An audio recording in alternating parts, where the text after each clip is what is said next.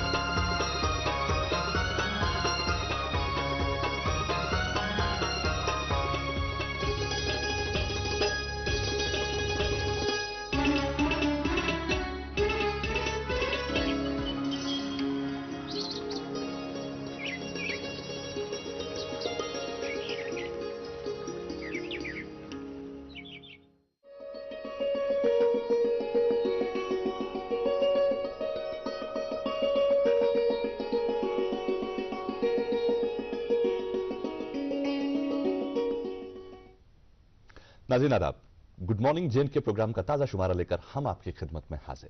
उम्मीद करते हैं कि आप सब खैर वाफियत से होंगे, हंसते मुस्कुराते अपने अपनों के साथ बने हुए।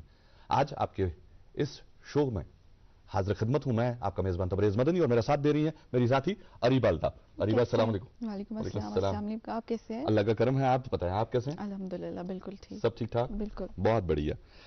नाज़रीन मोहतरम, एक हमेशा जब भी मुझे मौका मिलता है आपकी खिदमत में आने का तो मैं कोट से हमेशा शुरुआत करता हूं, और आज भी एक बड़ा ही प्यारा सा कोट है जो मैंने सुबह सुबह पढ़ा, तो मैंने सोचा मैं आपके साथ शेयर करूं।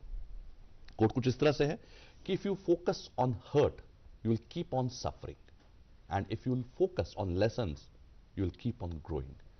तो जिंदगी में जख्म मिलते हैं, ठोकरें लगती हैं, लेकिन उन ठोकरों पर अगर आप फोकस रखेंगे तो आप जिंदगी में कभी भी आगे नहीं बढ़ पाएंगे। आप हमेशा परेशान रहेंगे और सफर होता रहेगा। लेकिन अगर आप उस ठोकर से लेसन लेकर आगे बढ़ेंगे तो आप डेफिनेटली ग्रो करेंगे।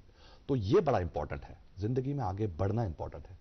जख्मों को भूल के, दर्द को भूल के, उन ठोकरों को भूल के उससे एक सबक लेना है और आगे बढ़ना है। क्या कहती हैं अरीबा आप? यकीनन बिल्कुल सही कह रहे हैं। और इस बात से मुझे एक बात याद आई, कुछ टाइम हो गया प्रोग्राम ही हम कर रहे थे, उस दिन भी हम इसी तरह फेलियर पे बात करें तो थोड़ा रिलेटेबल है to the same thing. Hurt और फेलियर दो चीज़ें थोड़ा रिलेटेड है, क्योंकि जब हर्ट होता है तो आपको लगता है कि आप बिखर गए। सो बेसिकली फेलियर को हम लोगों का आदत है, हैबिट बन चुका है, फेलियर को हम एक रिजेक्शन की तरह लेते हैं एंड वी थिंक अब हमारा स्टॉप होने का वक्त आ गया। बट आई थिंक फेलियर को एक अपॉर्चुनिटी की तरह लेना चाहिए।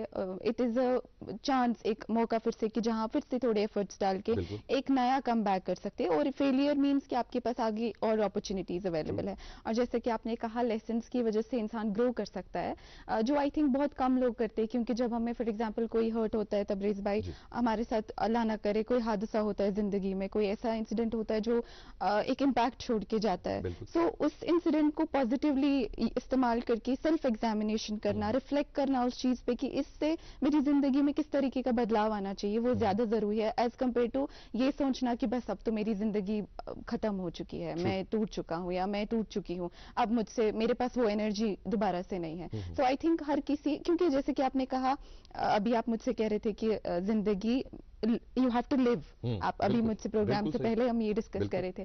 सो लिव क्या है? बेसिकली लाइफ तो सफरिंग ही है ना, at the end of the day आप सफर ही करें, लेकिन इस सफरिंग में आप किस तरीके से अपना पीस ढूंढते रहते हैं उस स्ट्रगल में, वो मेन मकसद है। राइट? देखिए, दो चीजें बड़ी इंपॉर्टेंट है। एक तो ये कि जिंदगी चलने का नाम है, जहां आप रुक गए तो वो खत्म हो गया। बिल्कुल ठीक, पहली बात। दूसरी बात आपने जो कही, रिजेक्शन, फेलियर, कहीं ना कहीं बहुत सारे लोग आपको ऐसे मिलेंगे जो ये कहते हैं कि अगर मैं उस वक्त फलाना काम के लिए रिजेक्ट नहीं हुआ होता तो मैं आज इस लेवल तक नहीं पहुंचा होता। ठीक, और ईश्वर ने हमारे लिए हमेशा कुछ बेहतर रखा होता है।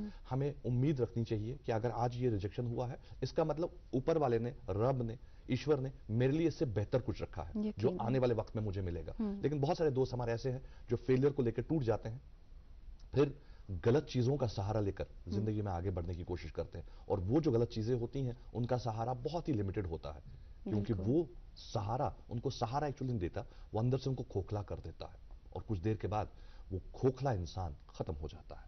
इसलिए यकीनन। हमेशा जिंदगी में आगे बढ़ना है तो आपको रिजेक्शन के लिए भी तैयार रहना होगा, आपको कभी कभी एप्रिसिएशन मिलेगा उसके लिए भी तैयार होना होगा। मैं आपको बताऊं, मेरे एक उस्ताद रहे हैं, अल्लाह अब उनकी मगफिरत करे, अब वो इस दुनिया में नहीं है, वो अक्सर मुझसे कहा करते थे, बिकॉज जब भी हम शोज करते थे वो मीडिया रिलेटेड थे, तो वो मुझे कहते थे तबरेज जब आप कोई शो करते हैं और अगले दिन आपको लोग टीवी पर देखकर मिलते हैं, वो आपसे अगर ये कहें कि तबरेज साहब कल आपका प्रोग्राम देखा एंड इट वाज वंडरफुल, आपने बहुत शानदार किया, तो आप इसको कैसे लेंगे? मैं कहता था ऑब्वियसली मैं खुश हूंगा, आई फील गुड। एप्रिसिएशन है। वो मुझे कहते थे कि नहीं, अगर कोई भी आपके आगे आके ये कहे कि आपका शो कल देखा और बहुत अच्छा था, इतना कहिएगा कि कोशिश कर रहा हूं, आपकी जरा नवाजी है कि आपने पसंद फरमाया, कोशिश करूंगा और बेहतर करने की। Okay. और अगर कभी कोई ऐसा मिले जो आपको ये कहे कि कल आपका प्रोग्राम देखा बहुत ही घटिया था, बहुत ही बेकार था, तो उसे कैसे लोगे?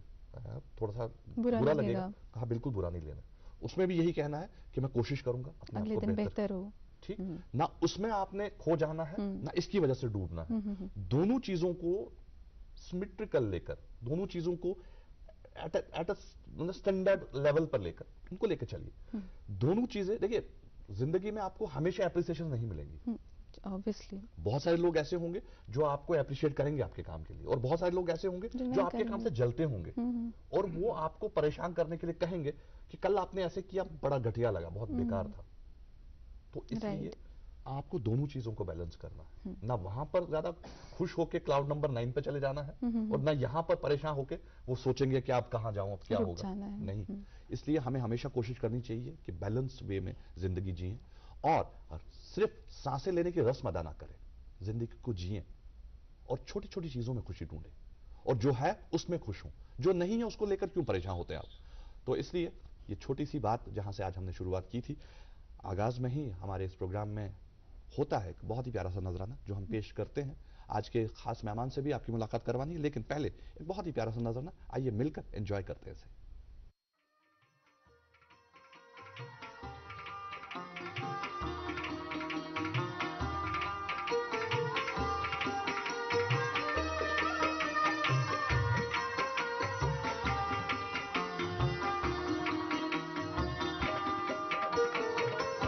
या छुदीदा नद दरमन यार कत्यो छारन, या छुदीदा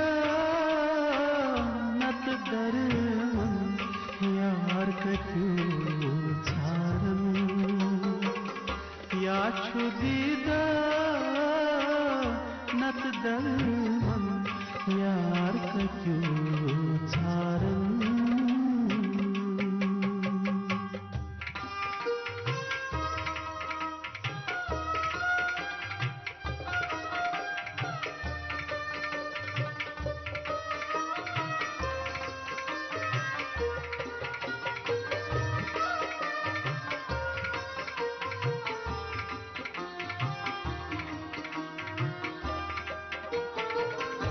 माज करना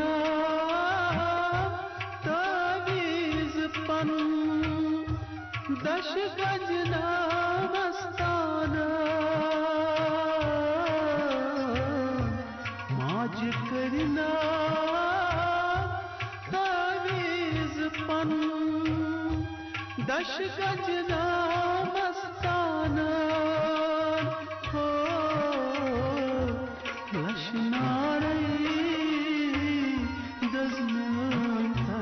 सुयार कत्यो छारन,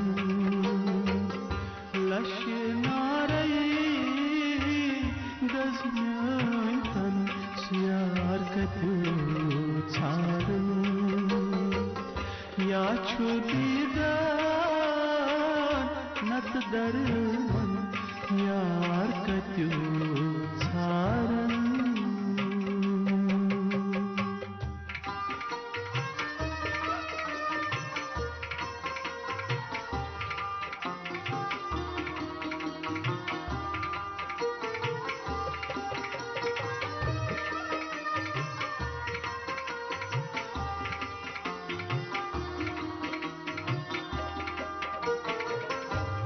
मजलाजे गद पाद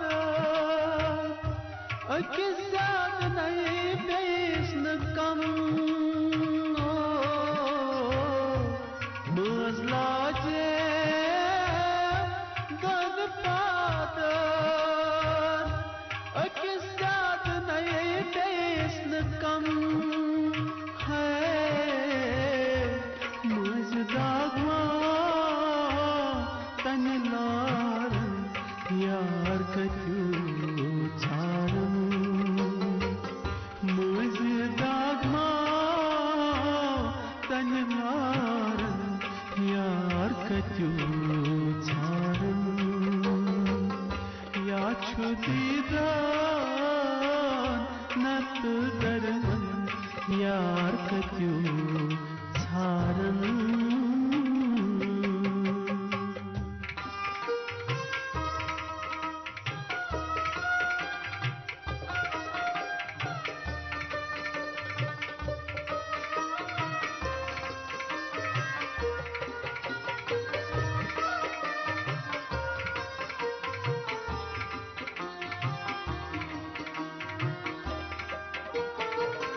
शर्मला जो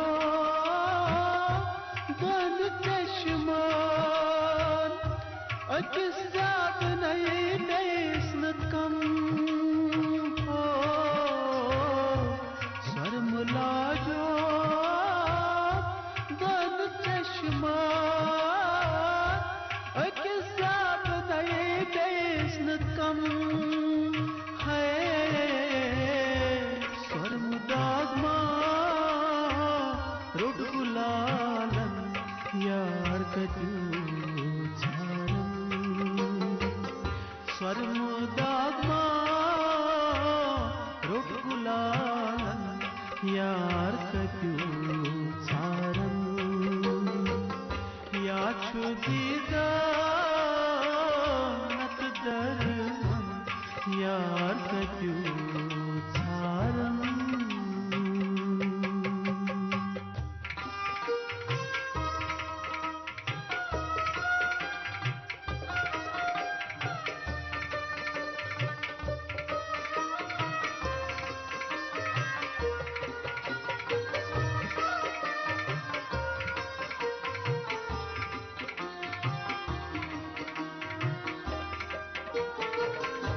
कतर मंजई द्रावरिया ये दरिया पर हवा कतर मंजई द्रावरिया ये दरिया पर हवा छुनाया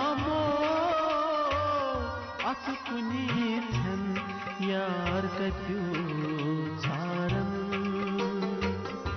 छुनाया मो कुनीथन यार कत्यो छारन या छुदीदा नत दरमन यार कत्यो छारन यार कत्यो छारन यार कत्यो छारन यार कत्यो छारन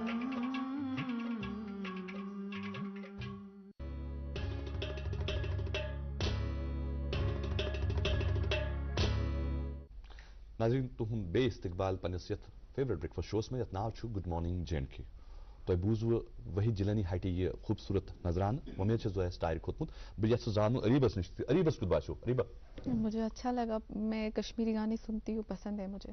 अच्छा लगा आपको वही जिलानी की आवाज अच्छी लगती है, यहीं पे सुना है काफी बार, उसके बाद फिर आदत भी हो गई है जी। सुनने की। तो कश्मीरी सॉन्ग्स ओवरऑल मुझे पसंद है, तो बस बोजान कोशर मगर वजन छो बस रेडियोस पर चवारिया ईमान कशिर बगर फरमाइशी प्रोग्राम दिशा हाँ, कशन प्रोग्राम हाँ। बतन हूं तो शाम वक्त जहां मिला रेडियो बोल मिलांच में ये मैं बुढ़बा बोज, अब तो वो नहीं है, अल्लाह अल्लाह ताला उनकी मगफिरत करे। तिम अक्सर रेडियो बोजान, तिमन सो अख रेडियो आसान सो पानी ति शेरान, पानी ठीक करान, पानी खराब ति करान, मगर सो अक्सर चलान आसान। तो तम से उसमें थोड़ा बहुत आदत गुमुत, तब तिमस निश गसान, तो अब क्या छु करान, बस radio बोजान।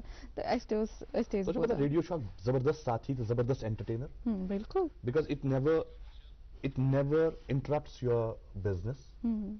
It's an entertainer which is by your side all the time. It's on. और आप सुबह से लेकर शाम तक सुनते हैं और अपना काम भी करते हैं। बिल्कुल। है नाज़रीन मोहतरम, वक्त हो चला है एक वक्फे का। यहाँ रुकते हैं एक तजारती वक्फे के लिए। वक्फे के उस पार आपकी मुलाकात करवाएंगे आज के खास मेहमान से, कहीं जाइएगा मत। अस्सलाम वालेकुम। वालेकुम अस्सलाम। अरे आदिल ने ये नया घर बनाने के लिए कौन सा वक्त चुना है? इतनी सर्दी में तो सीमेंट सेट ही नहीं होगा। मैं तो अपने बाबा के नक्श कदम पे चल रहा हूँ, गलत कैसे हो सकता हूँ?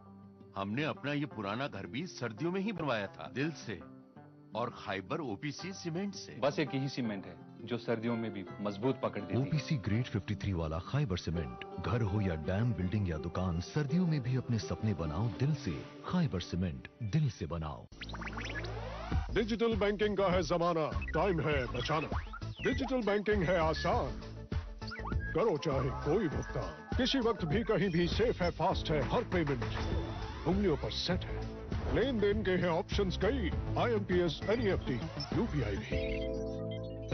24 घंटे करते ये काम, पेमेंट आसान और रहते आराम। RBI कहता है जानकार बनिए, चौकन्ने रहिए।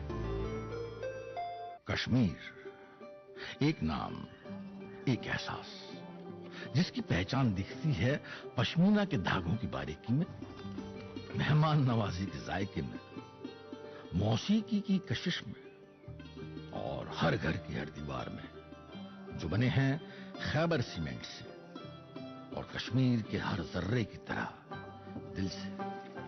खैबर सीमेंट, दिल से बनाओ।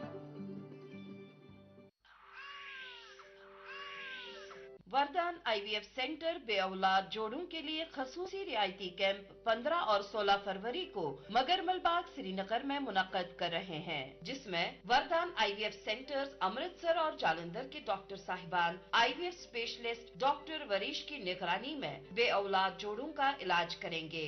डॉक्टर वरीश की काबिलियत से आज तक मुल्क, बीरून मुल्क और वादी में हजारों बेऔलाद जोड़ों को औलाद की खुशी नसीब हुई है। इस कैंप की रजिस्ट्रेशन 1 फरवरी से 15 फरवरी 2024 तक होगी। पहले रजिस्ट्रेशन करने वाले अशखास को खसूसी रियायत दी जाएगी। रजिस्ट्रेशन के लिए राब्ता करें वरदान IVF सेंटर मगरमल बाग श्रीनगर, सेल नंबर 6005 944 300।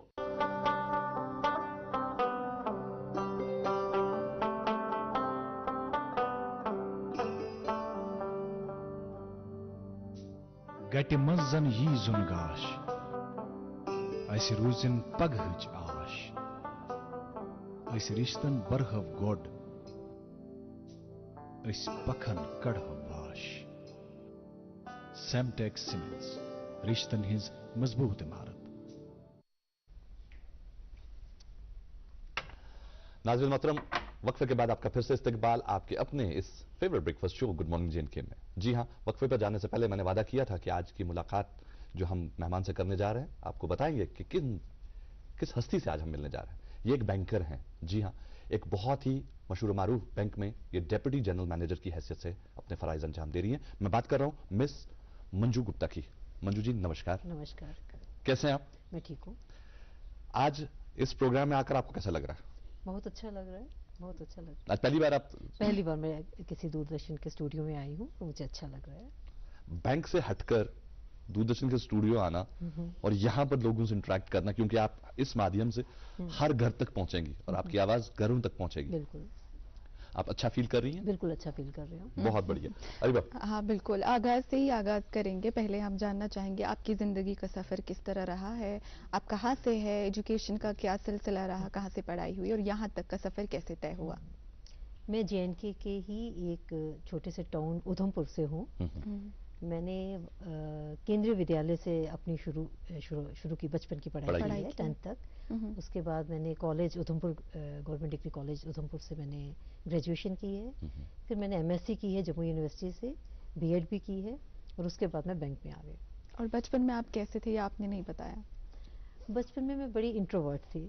मैं कम बात करती थी और मैं पढ़ती बहुत थी, बहुत पढ़ती थी। पढ़ाई का मुझे बहुत शौक था। पढ़ाकू बच्चा। पढ़ाकू बच्चा थी मैं। वेरी नाइस, बहुत बढ़िया। आपने कहा कि आपने MSc भी करा? हाँ जी, हाँ जी। आपने B.Ed भी करा? B.Ed। इसका मतलब कहीं ना कहीं इंक्लेशन था कि मेरे को एजुकेशन सेक्टर में जाना है? हाँ बिल्कुल, क्योंकि मेरे फादर भी एजुकेशन सेक्टर में थे। मेरे फादर प्रोफेसर थे कॉलेज में, तो मेरा भी था कि मेरे को कॉलेज में ही जाना है। और मैंने थोड़ी देर कॉलेज में एडहॉक जॉब भी किया, पर उसी टाइम मैंने बैंक की पोस्ट निकली, मैंने अप्लाई किया और मेरी सिलेक्शन एज PO हो गई। तो जो सोसाइटी में था कि PO एक बड़ी अच्छी जॉब है, बैंक के PO बहुत अच्छी जॉब है, तो मैंने ज्वाइन कर लिया और मुझे अच्छा ही लगा उसके बाद बैंक में आकर। बहुत खूब। ये बाई चांस हुआ सब कुछ? हाँ, बाई चांस ही हुआ। और कहीं ना कहीं ये डेस्टिनी था? हाँ, जो भी होता है वो तो डेस्टिनी होता है। डेस्टिनी होती है, वो तो डेस्टिनी होती और है। सबसे अच्छी बात यह है कि जिस भी काम में आप हैं, अगर आप उस काम में रहकर उसे एंजॉय कर रहे हैं, हाँ जी। उसमें रहकर शायद पहले प्यार नहीं होता है, लेकिन जब आप उस चीज से बिल्कुल। जुड़ते हैं उसके बाद प्यार होने लगता बिल्कुल है। बिल्कुल तो वैसा ही हाल आपका भी है। बिल्कुल बिल्कुल। आपसे जानना चाहेंगे, आजकल एक बहुत इंपॉर्टेंट टॉपिक हर जगह सुनने को मिलता है। आजकल हम कोशिश कर रहे हैं, हालांकि दूरदर्शन ने भी ये कोशिश की है कि अब हम एक ऐसी सीरीज दें प्रोग्राम्स की जिसमें हम लिटरेसी पर बात करें, फाइनेंशियल लिटरेसी पर बात करें, जिसमें आज हमने एक टॉपिक चुना है, हम बात करेंगे फाइनेंशियल इंक्लूजन्स पर। आपसे सबसे पहले जानना चाहेंगे फाइनेंशियल इंक्लूजन होता क्या है और इससे क्या फायदा है? देखो, सभी को फाइनेंशियल सर्विसेज के साथ जोड़ना फाइनेंशियल इंक्लूजन है। जैसे हमारे देश की 70% जो आबादी है वो गांव में रहती है। जो लोग थोड़े पिछड़े हैं, गांव में रहते हैं, अनपढ़ हैं, कम पढ़े लिखे हैं, और आज तक वो फाइनेंशियल सर्विसेज के साथ, और मैं आपको क्लियर करूं कि फाइनेंशियल सर्विसेज जो है ये सिर्फ बैंकिंग सर्विसेज नहीं है, बैंकिंग सर्विसेज भी इसका पार्ट है। इसके साथ इंश्योरेंस, इसके साथ पेंशन, ये सभी फाइनेंशियल सर्विसेज के दायरे में आते हैं। तो जो फॉर्मल फाइनेंशियल सर्विसेज हैं, इनके साथ सब लोग जुड़े, सबका इंक्लूजन हो, आप वर्ड से ही समझ सकते हैं, सब इंक्लूड हो जाएं, इसी को हम फाइनेंशियल इंक्लूजन कहते हैं। इससे क्या फायदा होगा? फाइनेंशियल इंक्लूजन जो है, इससे एक तो गरीबी कम करने में मदद मिलेगी, सबकी इक्वल डेवलपमेंट होगी। अब देखो, पैसा जो है, पैसा हर एक की ज़रूरत है। पैसा हमें आज के लिए ही नहीं चाहिए, हमें कल के लिए भी चाहिए। और उस जो पैसा हम कमाते हैं उसकी हम बचत कैसे करें, उसको हम कहाँ रखें कि जहाँ पे उससे हमें रिटर्न भी मिले, ज़रूरत पड़ने पर हमें पैसा लोन में भी मिले, कहीं लोन भी मिले। अगर हम फॉर्मल फाइनेंशियल सेक्टर से नहीं जुड़ते हैं तो जो गांव के लोग हैं, जो फॉर्मल बैंकिंग इंडस्ट्री से या जिन्होंने इंश्योरेंस प्रोडक्ट्स वगैरह नहीं लिए हुए हैं, तो उनको जो पैसे की ज़रूरत पड़ती है तो वो किस पे डिपेंडेंट होते हैं? अच्छा। तो चूंकि आप वो मनी लेंडर्स पे डिपेंडेंट हो जाते हैं मैम, है ना? तो मनी लेंडर्स जो हैं, जो इनफॉर्मल सेक्टर है, वहाँ पे आपको हाई रेट पे, हाई इंटरेस्ट रेट पे आपको एक पैसा मिलेगा।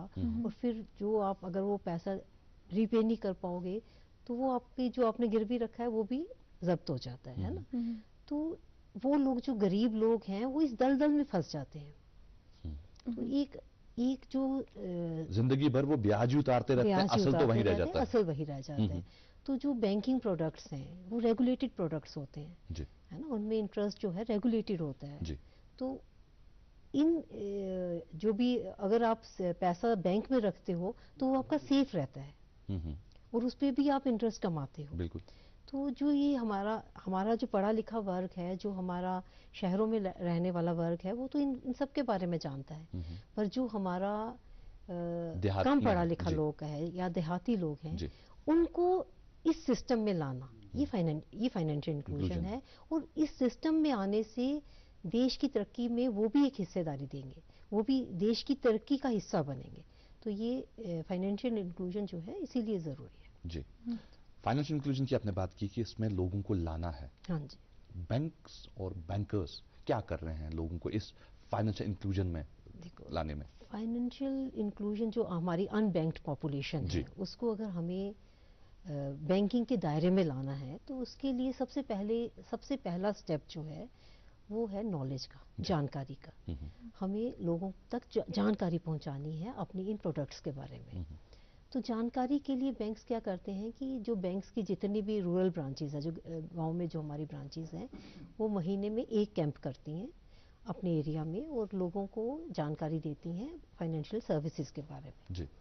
फिर जो हम बैंक्स ने फाइनेंशियल लिटरेसी काउंसलर्स, FLCs कहते हैं हम उनको, वो भी लगाए हुए हैं। और फाइनेंशियल लिटरेसी काउंसलर्स जो हैं, उनका भी यही काम है कि वो लोगों को जानकारी देंगे।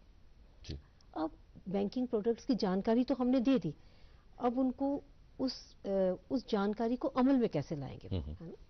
तो उसको अमल में लाने के लिए उनके पास वो फैसिलिटीज अवेलेबल होनी चाहिए, है ना? जी। तो फिर बैंक्स ने जितने भी हमारे अनबैंक्ड एरियाज हैं, वहाँ पे बैंक्स ब्रांचेस खोलते हैं और साथ में अगर ब्रांच ना वहाँ पे खोल पाए तो बैंकिंग कॉरेस्पॉन्डेंट्स होते हैं, जिनको JNK में हम खिदमत सेंटर्स भी कहते हैं, वो खोलते हैं, जो लोगों को ये सर्विसेज प्रोवाइड करते हैं। जी। अब आजकल हम देख रहे हैं कि बहुत सारे दोस्त हमारे ऐसे हैं जो देहात में रहते हैं जिनके पास ये फाइनेंशियल जो काउंसलर्स हैं वो भी आते हैं, और कभी कभार इन्हीं फाइनेंशियल काउंसलर्स की न डाल बनाकर, इनको बनाकर कुछ ऐसे लोग भी आ जाते हैं जो कुछ और कहकर आते हैं, वो फाइनेंशियल इंक्लूजन का लालच देकर या बाकी स्कीम्स के लालच देकर। कैसे पता चले जो बंदा आया है दरवाजे पर या जो कैंप लगा हुआ है, ये जो कैंप है ये ऑथेंटिक है या ये जो काउंसलर आया है ये ऑथेंटिक है? देखो, एक देहाती को कैसे पता चले? जो एक तो ब्रांच जो कैंप लगाती है वो ब्रांच भी लगता है या देहात में? बाहर भी लगा सकते हैं, पर ब्रांच के लोग सभी को आइडेंटिफाइड होते हैं, वो तो पता ही होता है। और एफएलसीज भी आइडेंटिफाइड होते हैं, ऐसे नहीं है कि कोई भी आके कैंप लगा देगा।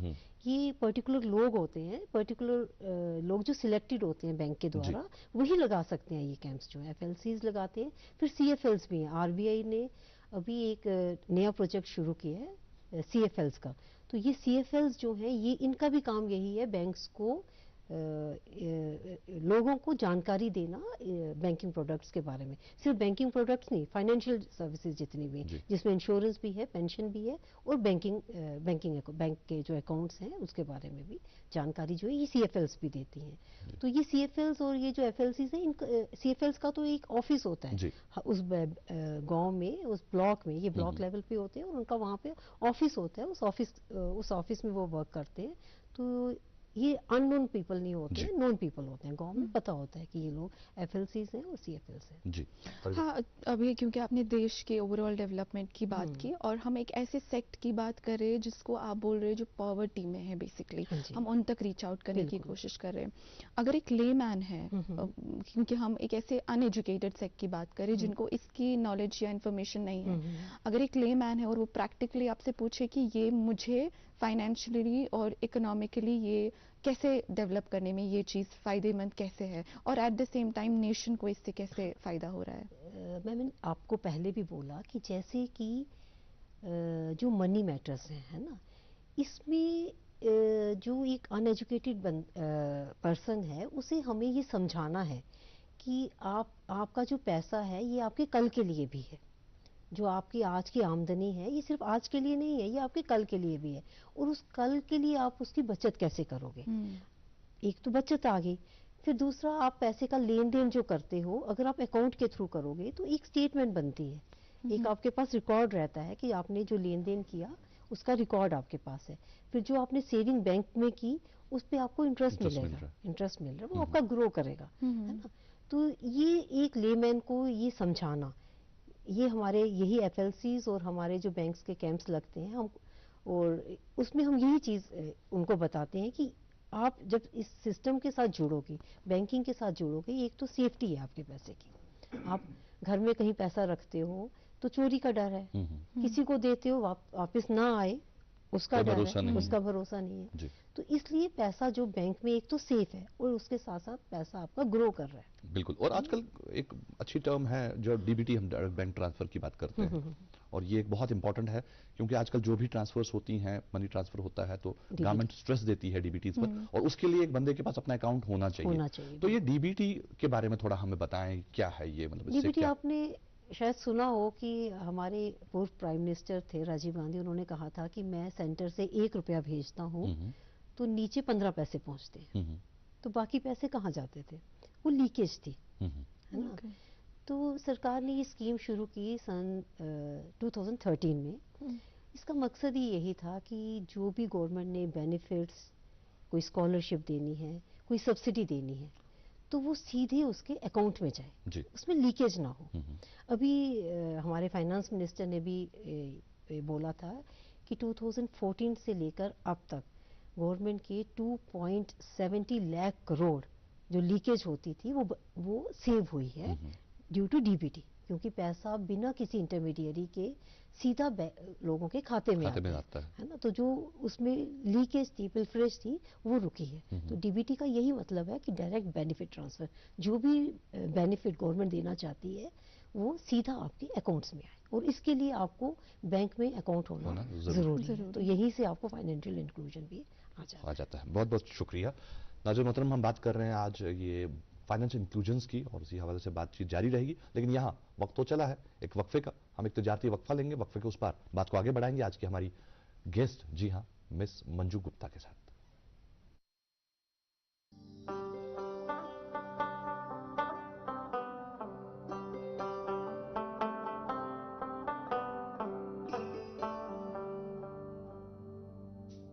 Gati manzan yi zungash. Aisi ruzin paghj ash. Aisi rishtan barhav god. Ais pakhan kadhav vash. Semtex Cements. Rishtan his मजबूत इमारत. सर आपका केवाईसी अपडेट करना है, नहीं तो अकाउंट और एटीएम कार्ड ब्लॉक हो जाएगा. होशियार, होशियार, 2.5 करोड़ का इनाम मुझे. देखिए अनजाने कॉल्स, फर्जी ईमेल्स, लिंक्स और जाली ऐप से अपना पिन, ओटीपी, पासवर्ड कभी भी किसी के साथ शेयर न करें. आप रहेंगे बाखबर तो नहीं नुकसान का डर. आरबीआई कहता है जानकार बने, चौकन्ने रहें. तमाम किस्म के हाई डेंसिटी मेवा दरख्त मुनासिब दामों पर हासिल करने के लिए हुकूमत के इश्तराक से कायम वादी की सबसे बड़ी मॉडल नर्सरी से राब्ता करें. हाईटेक एग्रो, चंदी लोरा, टंगमर. अस्सलाम वालेकुम. वालेकुम अस्सलाम. अरे आदिल ने ये नया घर बनाने के लिए कौन सा वक्त चुना है? इतनी सर्दी में तो सीमेंट सेट ही नहीं होगा. मैं तो अपने बाबा के नक्श कदम पे चल रहा हूँ, गलत कैसे हो सकता हूँ? हमने अपना ये पुराना घर भी सर्दियों में ही बनवाया था, दिल से, और खाइबर ओपीसी सीमेंट से. बस एक ही सीमेंट है जो सर्दियों में भी मजबूत पकड़ देती है. ओपीसी ग्रेड 53 वाला खाइबर सीमेंट. घर हो या डैम, बिल्डिंग या दुकान, सर्दियों में भी अपने सपने बनाओ दिल से. खाइबर सीमेंट, दिल से बनाओ. एंडोस्लाइड, जी हाँ, गारंटी के साथ चलने वाला, आजमूदा, पायदार, पिछले कई सालों से वादी में बिजली की कमी को दूर करने वाली एंडोस्लाइड solar LED home lighting, solar LED, LED bulb, LED torches और सोलर लैंटर्न. एंडोस्लाइड लाइए, अंधेरा भगाइए. Authorise stockist star valley solar, Karannagar, Srinagar. Cell number 7006694126. इसके अलावा एंडोस्लाइड प्रोडक्ट जम्मू कश्मीर व लद्दाख में हर जगह दस्तयाब है.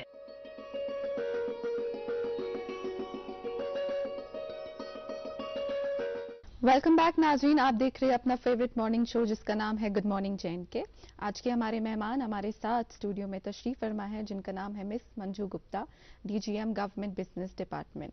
मैम से आज हम बैंकिंग के रिलेटेड बात कर रहे थे और मैम हमें फाइनेंशियल इंक्लूजन का कॉन्सेप्ट बता रहे थे. सो मैम कुछ टाइम से हम जन धन योजना के बारे में सुन रहे, क्या है ये योजना और किस तरीके से बेनिफिट कर रहे हैं लोगों को? जन धन योजना जो है ये भी फाइनेंशियल इंक्लूजन में ही का ही पार्ट है. इसके तहत ही ये योजना आई थी और इस योजना के अंतर्गत जो अकाउंट खुले गए उनको हम पीएमजेडीवाई अकाउंट्स कहते हैं, प्राइम मिनिस्टर जन धन योजना. अच्छा. तो ये इन अकाउंट्स का ये है कि ये अकाउंट जो है मिनिमम बैलेंस इनका जीरो बैलेंस अकाउंट इनको कहते हैं. इनमें कोई मिनिमम बैलेंस रखना जरूरी नहीं है.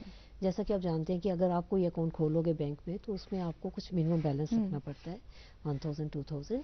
तो उसमें उससे नीचे बैलेंस जाने पे आपको चार्जेस लगते हैं. पर क्योंकि ये अकाउंट्स उस वर्ग के लिए हैं कि जो गरीब और पिछड़ा वर्ग है, तो इसीलिए इस योजना में जो अकाउंट खुलते हैं उनमें कोई बैलेंस रखना ज़रूरी नहीं है. मिनिमम बैलेंस पे ये अकाउंट खुलते हैं, जीरो बैलेंस पे. और इन अकाउंट्स में आपको रुपए कार्ड मिलता है, रुपए डेबिट कार्ड मिलता है, और उस डेबिट कार्ड के साथ आपको इंश्योरेंस फैसिलिटी मिलती है. और साथ ही इन अकाउंट्स में आप जो है आपको ओवरड्राफ्ट की फैसिलिटी मिलती है. बहुत खूब. मैम, ये जो जन धन योजना के तहत अकाउंट्स खोलने हैं उसमें कोई एज लिमिट है कि किस उम्र की लेवल से, मतलब किस उम्र से खोल सकते हैं, किस उम्र तक खोल सकते हैं? 18 से 59 तक. 18 से 59. दैट मींस 18 साल से जो 18 साल से नीचे की उम्र के हैं उनका ये अकाउंट नहीं खुल सकता, और जो 59 के अबव हैं उनका नहीं खुल सकता. मैम, आपने इसमें बात की कि इसमें इंश्योरेंस की फैसिलिटी भी है. क्या उसके लिए एक अकाउंट होल्डर को कुछ पेमेंट करना पड़ता है? नहीं, उसमें कोई पेमेंट नहीं करनी है. उसमें जो आपको रुपए कार्ड मिलता है उसका यूज करना होता है. आपको 45 डेज पहले उसका यूज किया होना चाहिए. अगर कुछ डेथ वगैरह कुछ होती है तो उससे पहले उसका यूज किया होना चाहिए आपको डेबिट कार्ड का, जो आपको रुपए डेबिट कार्ड मिला है. पर आपको कोई चार्जेस उसमें नहीं देने. इसमें आपको 2 लाख की इंश्योरेंस मिलती है. ओके मैम, अब जो जनधन योजना के तहत अकाउंट्स खुलते हैं उसमें ये फैसिलिटीज है, और जो एक नॉर्मल इंसान एक सेविंग अकाउंट खोलता है उसमें और इसमें फर्क क्या है? जैसे मैंने बोला, जो नॉर्मल सेविंग अकाउंट है ना, उसमें आपको कुछ मिनिमम बैलेंस रखना पड़ेगा, है ना. उसमें बेनिफिट्स क्या है? उसमें एक आपको मिनिमम बैलेंस रखना पड़ता है. बैंक कहता है आप 1000 2000, हर बैंक का अपना मिनिमम बैलेंस होता है. उस हिसाब से आप मिनिमम बैलेंस रखते हो. अगर आप वो मिनिमम बैलेंस नहीं रखोगे तो बैंक आपको चार्जेस लगाता है. दूसरा ये है कि इन नॉर्मल सेविंग अकाउंट में आपको कोई इंश्योरेंस कवर भी नहीं मिलता है ना। तो ये दो बेनिफिट्स हैं इस अकाउंट, इस फैसिलिटी को। और नॉर्मल सेविंग में आपको कोई ओवरड्राफ्ट भी नहीं मिलता है जी, इसमें आपको ओवरड्राफ्ट की फैसिलिटी भी। क्या जनधन योजना अकाउंट खोलने के लिए कोई खास एलिजिबिलिटी होती है कि ये चीज होनी चाहिए तभी खुलेगा? इसमें कोई ऐसी कोई एलिजिबिलिटी नहीं। अब आप अकाउंट खोल सकते हो जनधन, पर अगर आपका जनधन अकाउंट है तो फिर आपका नॉर्मल अकाउंट नहीं खुलता है। अब अगर किसी का सेविंग अकाउंट है और वो सेविंग अकाउंट अपना बंद करके जनधन योजना में अकाउंट में ट्रांसफर करना चाहता है या वो खोलना चाहता है, क्या वो पॉसिबल है? इसमें थोड़ा सा आपको ट्रांजैक्शंस की ट्रांजैक्शन लिमिट होती है थोड़ी। मैम, ये अकाउंट खोलने के लिए किन कागजों की जरूरत या किस कार्ड की जरूरत पड़ती है जिसके तहत ये अकाउंट खोला जा सकता है? आपके नॉर्मल जो केवाईसी है उन्हीं से ये अकाउंट खुल जाएगा। जनधन योजना का अकाउंट जो है नॉर्मल केवाईसी से ही खुल जाएगा। आजकल हम सुन रहे हैं कि दो लो प्रीमियम इंश्योरेंस स्कीम्स आई हैं, PMJJY और PMSBY। ये क्या हैं और ये कैसे फायदा देती हैं? फाइनेंशियल इंक्लूजन के तहत ही ना, ये जो सोशल सिक्योरिटी स्कीम्स हम इनको कहते हैं, ये है एक PMJJBY, SBY और एक पेंशन स्कीम है APY जी।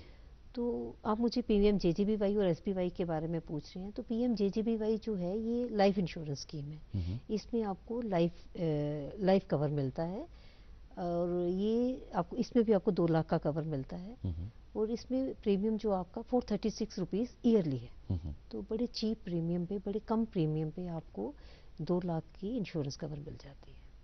और ये जो हम जन योजना और इन लो प्रीमियम इंश्योरेंस की बात करें, ये हर किसी पे एप्लीकेबल है, मुलाजिम हो, इसमें सिर्फ मुलाजिम भी खोल सकते हैं, पर ये इंश्योरेंस कवर ले सकते हैं, पर इसमें सिर्फ एज का क्राइटेरिया है। 18 से 50 साल की एज के लोग जो हैं वो इस स्कीम में एंटर कर सकते हैं।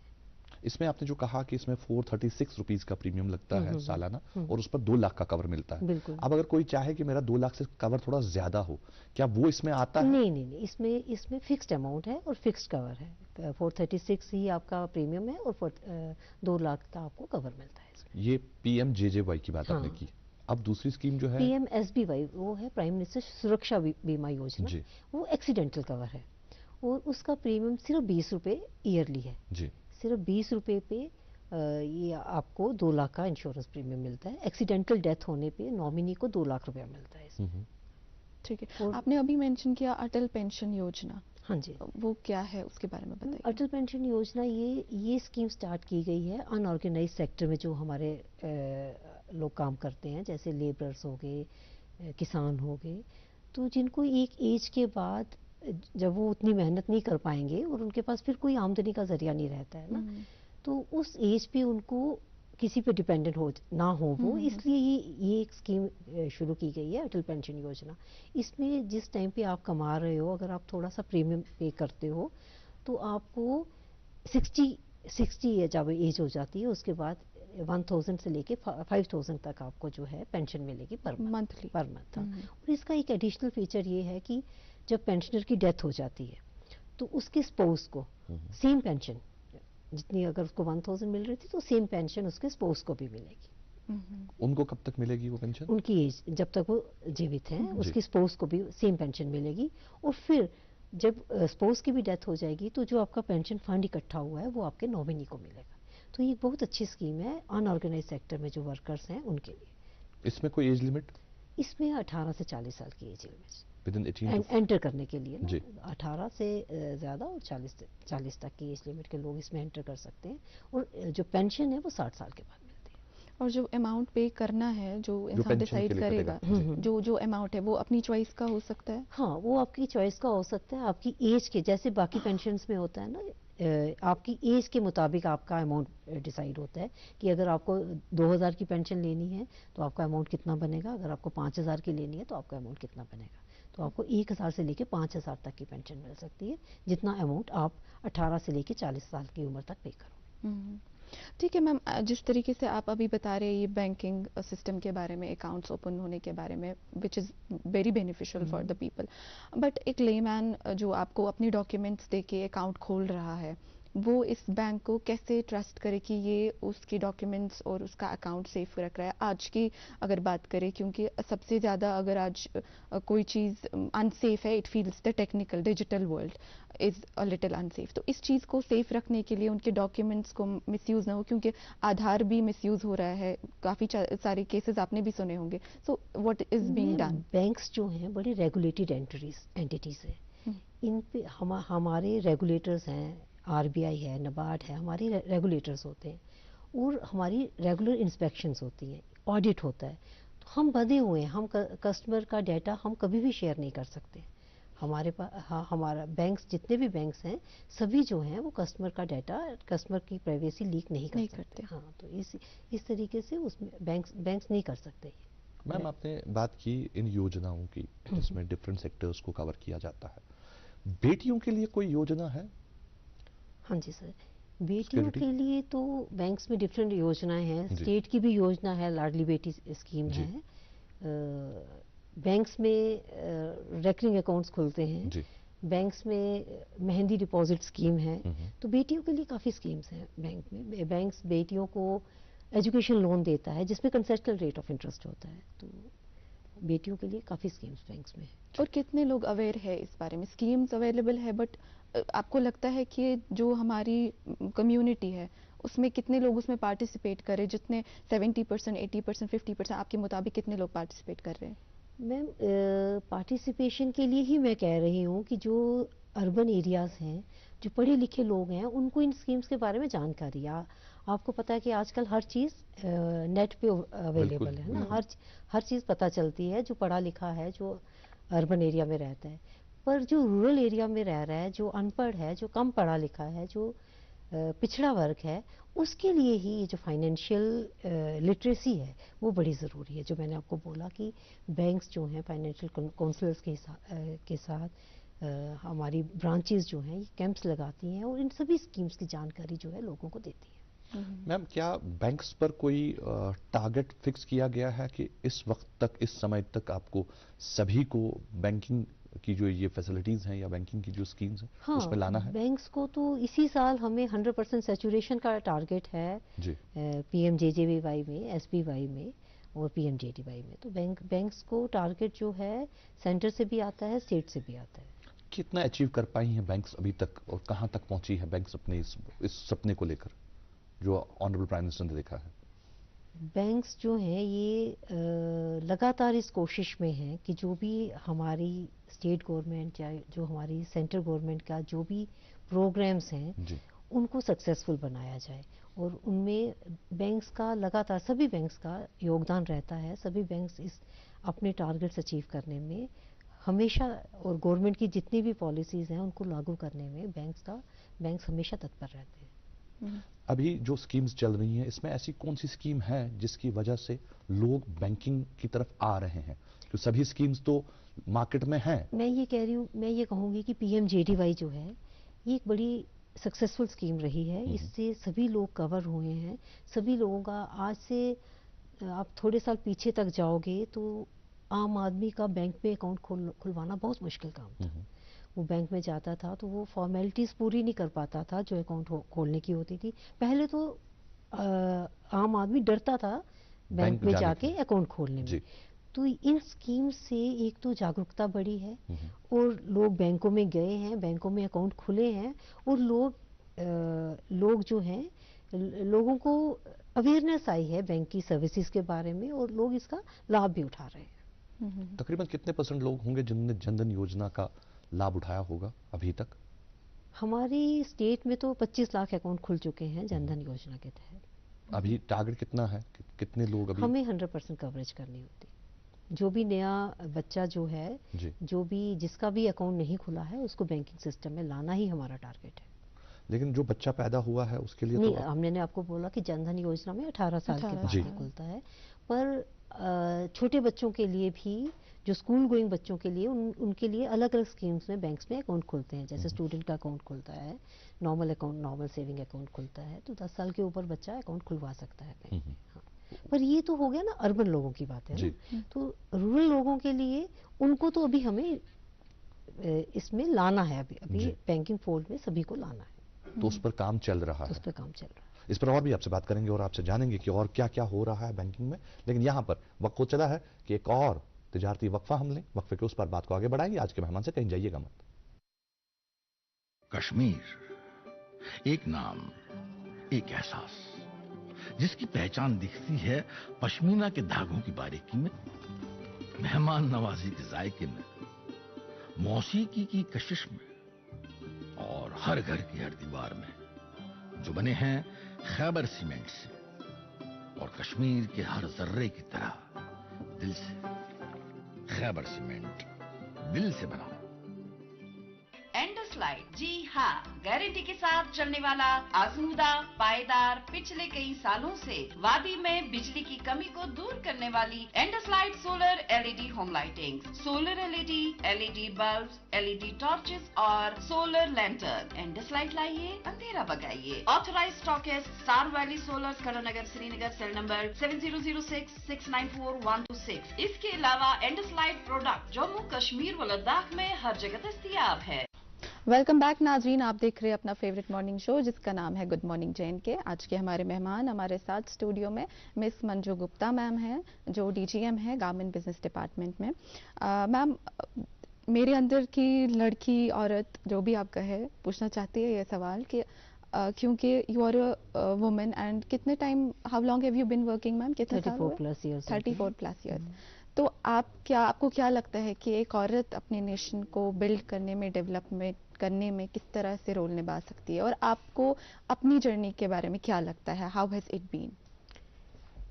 मैम, जो औरत है ना, एक देश का 50% हिस्सा होती है ना, तो 50% पॉपुलेशन जो है वो अगर कंट्रीब्यूट नहीं करेगी तो देश की तरक्की नहीं हो पाएगी, है ना। तो आज के टाइम्स में कोई भी ऐसा स्फीयर नहीं है जहाँ पे औरतों का योगदान नहीं है। घर में तो था ही उनका, बाहर जो है, बाहर तो हर स्फीयर में आप आज के टाइम में देखो तो हमारी प्रेसिडेंट भी एक फीमेल ही है ना। तो प्रेसिडेंट से लेके हर काम, ऑफिस में आप जाओगे, फ्रंट में, बैक में, हायर पोजीशंस में, हर जगह पे औरतें काम कर रही हैं और देश की तरक्की में अपना पूरा योगदान दे रही हैं। बहुत ही खूब। आपने औरतों की बात की और देश की तरक्की की बात की। किस तरह से हम जो प्राइम मिनिस्टर का ख्वाब है विकसित भारत का, वो अचीव कर सकते हैं, इसके बारे में कुछ बताएं। देखिए, विकसित भारत के लिए सभी का योगदान होना बहुत ज़रूरी है। तो इसीलिए फाइनेंशियल इंक्लूजन का महत्व बढ़ जाता है कि अगर हमें अपने देश को, जो प्राइम मिनिस्टर का विजन है कि हमें 2047 तक अपने देश को डेवलप्ड कंट्री, विकसित देश बनाना है, अगर उस सपने को हमें पूरा करना है तो सभी का इसमें योगदान देना बहुत ज़रूरी है। और सभी का योगदान तभी हो सकेगा कि जब सब लोग इस फाइनेंशियल सर्विसेज में, जो फॉर्मल फाइनेंशियल सर्विसेज हैं, उनके साथ जुड़ेंगे, तो तभी देश का पूर्ण और विकास हो पाएगा। मैम, आपको क्या लगता है कौन सी चीज़ ऐसी है जिसने रूरल पॉपुलेशन को रोके रखा है कि वो अभी तक इस फाइनेंशियल सर्विसेज का या फाइनेंशियल स्कीम्स का फायदा नहीं उठा पाई हैं? इसमें यही है कि पहली बात जानकारी ना होना, और दूसरी बात है अवेलेबिलिटी। वहाँ पे बैंक्स का ना होना, वहाँ पे बिजनेस कॉरेस्पॉन्डेंट्स का ना होना, इन सब को ध्यान में रखकर ही गवर्नमेंट ने ये फाइनेंशियल इंक्लूजन का प्रोग्राम चलाया हुआ है। हर अनबैंक्ड एरिया में बैंक ब्रांचेस खोली जा रही हैं। हर अनबैंक्ड एरियाज में जहाँ बैंक ब्रांचेस नहीं खुल सकती हैं, वहाँ पे बैंकिंग कॉरेस्पॉन्डेंट्स लगाए जा रहे हैं कि कोई भी ऐसा क्षेत्र, ऐसी पॉपुलेशन ना रहे जो कि इन सर्विसेज से वंचित रह जाए। इसलिए गवर्नमेंट का पूरा फोकस है इस पर कि अभी तक जो लोग इनसे ना जुड़ पाए वो सभी लोग इनसे जुड़े। जम्मू कश्मीर में आपको कितनी आबादी ऐसी लगती है जहां पर अभी तक हम अवेयरनेस नहीं ला पाए हैं? अवेयरनेस की तो काफी जरूरत है, अवेयरनेस की जरूरत है, और इसीलिए हम रेगुलर इन टच में हैं। रेगुलर मैं आपको बोल रही हूँ कि ब्रांचेस जो हैं, बैंक्स की जो ब्रांचेस हैं, वो रेगुलरली हर महीने में एक कैंप करती हैं। तो उस कैंप्स का, उन कैंप्स का मकसद ही यही है कि अवेयरनेस लाई जाए। कोई भी आदमी छूटे ना, कोई भी अगर 1% भी लोग छूटते हैं तो वो हमारा फेलियर है। तो हमें किसी हर एक आदमी तक पहुंचना है, हर एक आदमी को इन प्रोडक्ट्स की जानकारी देनी है ताकि वो इनका फायदा उठा सके। हमारे जम्मू कश्मीर में कितने ऐसे इलाके होंगे जहां अभी तक हम बैंकिंग की सर्विस नहीं ला पाए हैं या बैंक नहीं खोल पाए हैं? आपको ये जानकर खुशी होगी कि जो भी हमें डीएफएस से, हम DFS director of department of financial services जो है वो बैंक्स उसके अंडर आते हैं। डीएफएस से जो भी हमें इंस्ट्रक्शंस आती हैं बैंक्स खोलने की, जिस जगह पर भी जो भी उनको अनबैंक्ड एरिया लगता है वो सभी एरियाज बैंक्स ने कवर कर लिए। एक जगह एक गांव रहता है जो अभी तक हमने कवर नहीं किया है और वो भी नियर फ्यूचर में कवर हो जाएगा। ये गांव कौन सा है, कहाँ है ये? ये पोशियाना गांव है। यहाँ पे भी बैंकिंग फैसिलिटी या बैंकिंग कॉरेस्पॉन्डेंट हम दे देंगे। अच्छा मैम, क्योंकि हम अकाउंट खोलने की जब बात कर रहे थे और रुपए कार्ड की आपने बात की, सो इन केस किसी का ये रुपए कार्ड खो जाता है बाय मिस्टेक, तो what is the procedure further? Ma'am उसको बैंक में जाके उसको हॉट लिस्ट करना और अगर किसी के पास कोई आजकल डिजिटल टाइम्स हैं तो हमारी ऐप भी है, बैंक्स की ऐप होती है। ऐप में जाकर भी आप अपना जो कार्ड है उसको हॉट मार्क कर सकते हो, तो उससे वो दोबारा यूज़ नहीं होगा। और वैसे भी कार्ड यूज़ करने के लिए आपको पता है कार्ड के साथ साथ पिन का भी पता होना चाहिए। तो इसलिए अगर आप कार्ड और पिन कभी भी एक साथ नहीं रखोगे तो उसका मिसयूज नहीं हो सकता है कार्ड। अगर किसी का अब ये रुपए कार्ड खो गया और खोने के बाद उसने अब नए के लिए अप्लाई करा, तो क्या उसमें उससे कोई पैसा पे करना है ये कार्ड वापस लेने के लिए? नहीं, उसको कार्ड मिल जाता है, दोबारा से कार्ड मिलता है जी। तो दैट मीन्स इसमें कहीं कोई पेनल्टी नहीं लगती। बहुत ही खूब। मैम आप पिछले 35 साल से बैंकिंग सेक्टर में है, 35 साल तकरीबन आपको हो गए हैं। आपको क्या लगता है कहाँ पर बेहतरी लाने की जरूरत है? कौन सी चीज है जो कहीं ना कहीं अभी वीक है जिसको बेटर करना है? आपका पर्सनल एक्सपीरियंस। देखिए, बैंक्स को कस्टमर सर्विस अच्छी करनी चाहिए, इम्प्रूव करनी चाहिए जी। हर बैंक का ये एंडेवर होना चाहिए कि जो भी कस्टमर उसके ब्रांच में आता है वो सेटिस्फाई होके जाए। और दूसरा बैंक्स को यही है कि डिसेमिनेट करनी चाहिए ये जो इन्फॉर्मेशन है, जो भी बैंकिंग प्रोडक्ट्स की इन्फॉर्मेशन है वो सभी तक पहुंचनी चाहिए। जैसे आपने मैम कहा कि कितने लोगों को पता है कि ये स्कीम्स हमारे पास हैं, तो ये इन्फॉर्मेशन सभी के साथ पास पहुंचनी चाहिए। अब हम मंजू गुप्ता एज डीजीएम बात नहीं करेंगे, मंजू गुप्ता एक गृहिणी की हैसियत से बात करेंगे। मंजू गुप्ता जो बैंकिंग 35 साल से कर रही हैं, जब बैंकिंग से हटकर थोड़ा वक्त मिलता है तो मंजू गुप्ता को क्या करना अच्छा लगता है? मेरे को गार्डनिंग अच्छी लगती है। ओके। कुकिंग अच्छी लगती है। क्या पकाना पसंद करती हैं आप? किस तरह के डिशेस बनाती हैं आप? मैं नॉर्मल वेज डिशेस बनाती हूँ। मैं खुद वेजिटेरियन हूँ तो मैं वेजिटेरियन डिशेस ही बनाती हूँ। और नॉर्मल जो भी मैं कभी कहीं बाहर खाऊं तो मैं घर आके जरूर ट्राई करती हूँ कि ये डिश मैं खुद बना के देखूं कैसे बनेगी जी। और कई बार मैं कामयाब भी होती हूँ वैसे बनाने में। कई बार? हाँ, कई बार तो फेलियर भी होता है पर कई बार मैं। और कहीं ना कहीं हमने आगाज में ही ये बात की थी कि फेलियर्स आपको रोकते नहीं, फेलियर्स आपको मौका देते हैं आगे बढ़ने के लिए। आपने 35 साल की सर्विस दे दी बैंकिंग में। कौन कौन से शहर में आप रही हैं, कौन कौन से शहर में आपने सर्विसेज दी हैं? मैं जम्मू में रही हूँ, राजौरी रही हूँ, चंडीगढ़ रही हूँ, दिल्ली रही हूँ और अब मैं श्रीनगर में हूँ। सबसे अच्छा एक्सपीरियंस आपकी इस प्रोफेशनल लाइफ का कहाँ का रहा? कहाँ आप सबसे ज्यादा? हर जगह कुछ ना कुछ सीखने को मिला जी। हर जगह की बैंकिंग तो वैसे सेम होती है पर हर जगह की बैंकिंग थोड़ी सी डिफरेंट भी होती है। रूरल एरियाज की बैंकिंग डिफरेंट होती है, अर्बन एरियाज की बैंकिंग डिफरेंट होती है। और आप जहाँ भी काम करते हो आप हर जगह कुछ ना कुछ नया सीखते ही, हर जगह आप कुछ सीखते हैं। मैम आप इतने टाइम से सर्विस में हैं और क्योंकि आपने एग्ज़ाम क्वालिफाई किया है तो हमारे स्टूडेंट्स जो बैंकिंग में जाना चाहते हैं, जो ये एग्ज़ाम्स क्वालिफाई करना चाहते हैं, उनके लिए आप क्या बोलना चाहेंगे कि किस तरीके से ये एग्ज़ाम्स जो है इसके लिए प्रिपेयर किया जा सकता है? कौन सी स्ट्रैटेजीज़ यूज़ की जा सकती है ताकि वो ये एग्ज़ाम्स क्वालिफाई कर सके? कोई भी एग्ज़ाम क्वालिफाई करना हो तो सबसे पहला ज़रूरी है डेडिकेशन और टारगेट पे आपकी नज़र। उसके बाद आपको यही देखना है कि आपने जो एग्ज़ाम क्लियर करना है उसके लिए आपको क्या स्किल्स चाहिए। तो उन स्किल्स को कैसे डेवलप करना है। हमारे टाइम पे तो इतना नेट वगैरह नहीं होता था, तो हम उस टाइम पे आती थी कंपटीशन सक्सेस रिव्यू, एक मैगजीन आती थी, तो हम वही पढ़ते थे। उसमें वो एनालिटिक प्रॉब्लम्स आती थी, जीके की प्रॉब्लम्स आती थी। तो आज के टाइम में तो आपके पास बहुत फैसिलिटीज़ हैं, आप Available गूगल में कुछ भी डालोगे आपको मिलेगा।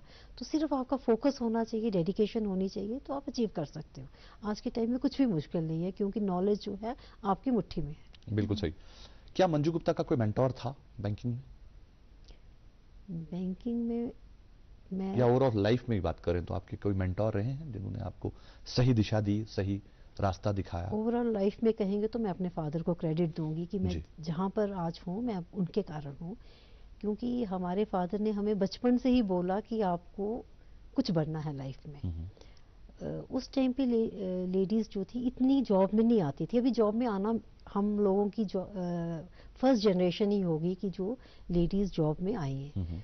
पर मेरे फादर जो थे उनका शुरू से यही था कि मेरे बच्चों ने जॉब करनी है और इनको अपने पैरों पे खड़ा होना है। तो आज की जो जनरेशन है उनको भी मैं यही कहूँगी कि हमें अपने पैरों पे खड़ा ज़रूर होना चाहिए। जितनी भी गर्ल्स हैं, लेडीज़ हैं, जो भी, उनका फर्स्ट फोकस यही होना चाहिए कि कोई ना कोई स्किल वो डेवलप करें। ज़रूरी नहीं नौकरी करें, कोई ना कोई स्किल उनके पास होना चाहिए कि ज़रूरत पड़ने पर वो अपने पैरों पर खड़े हो सके।